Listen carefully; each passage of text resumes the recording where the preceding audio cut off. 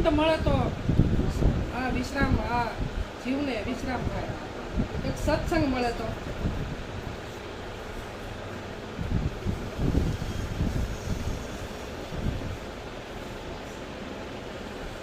એક સત્સંગમાં આ જીવને ઠરવાનું ઠામ મળે. અને એક આપણો અંત સમય હોય, અંત સમય જો એક રામનું નામ યાદ આવી જાય તો બેડો પાર થાય. તો ફરી આવવું પડે.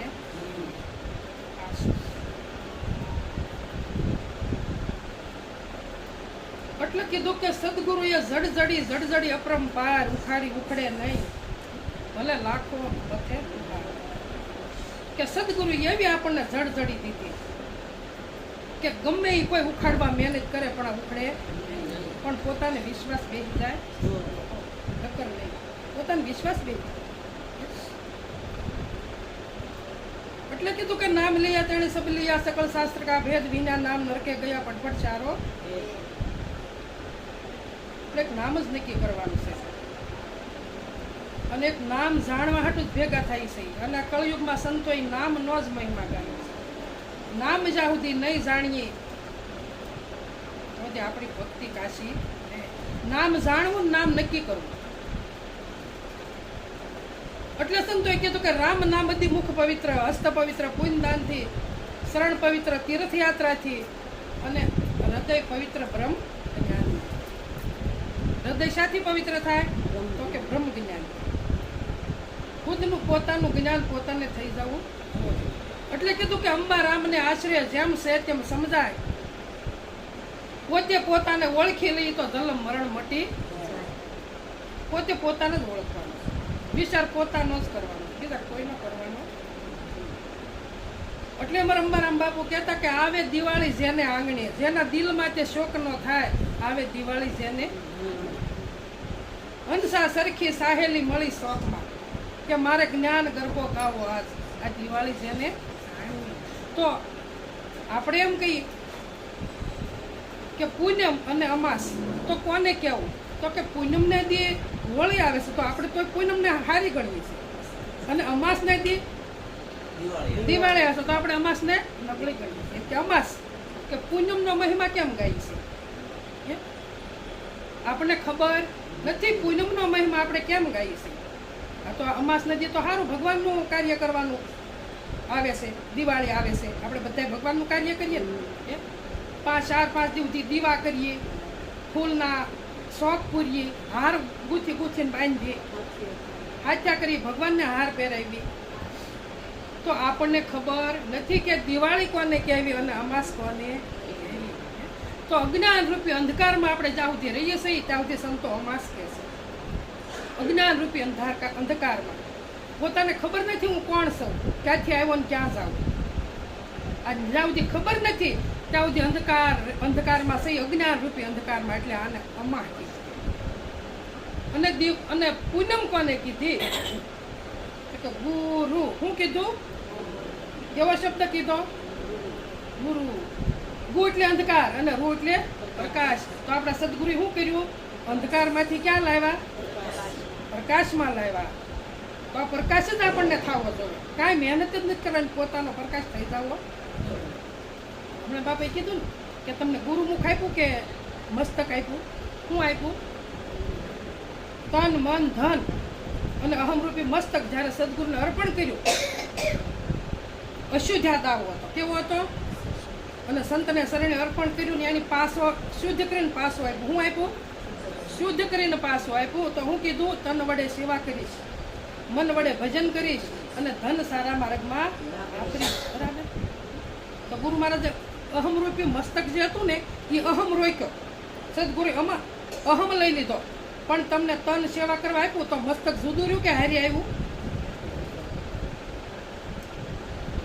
હારી આવ્યું ને. પછી હું ગુરુમુખ આપ્યું કે બીજું કઈ આપ્યું? મસ્તક તો આ તન આપ્યું એને હારો પાછો આવ્યો, ખાલી એક અહમ જ લીધો સદગુરુ. શું કર્યું? આપણને અહમ હતો, હું સૌ મારું છે, આ સદગુરુએ હવે ગુરુમુખ આપ્યું તો ગુરુમુખથી ગુરુના જ ગુણ ગવાય કે બીજું ગવાય? આવો સંતો અમારા દેશ મારેલો, આવો સંતો અમારા દેશ મારેલો. બોલ ત્યાં છે બ્રહ્મ જ્યોતિનો પ્રકાશ રે એવો યા દેશ રળિયામણો રેલો. ત્યાં છે બ્રહ્મ જ્યોતિનો પ્રકાશ રે એવો યા દેશ રળિયામણો રેલો. બોલ દીવડા બળે છે ગગન ગોઠ મારેલો. દીવડા બળે છે ગગન ગોઠ મારેલો. બોલ આંગણીએ અખંડ ઉદાસ જોય એવો યા દેશ રળિયામણો રેલો. આંગણીએ અખંડ ઉદાસ જોય એવો યા દેશ રળિયામણો રેલો. કીધું કે સંતો આવો અમારા દેશમાં. તો કે ક્યાં દેશમાં? તો કે સત્સંગ છે એક દેશ છે.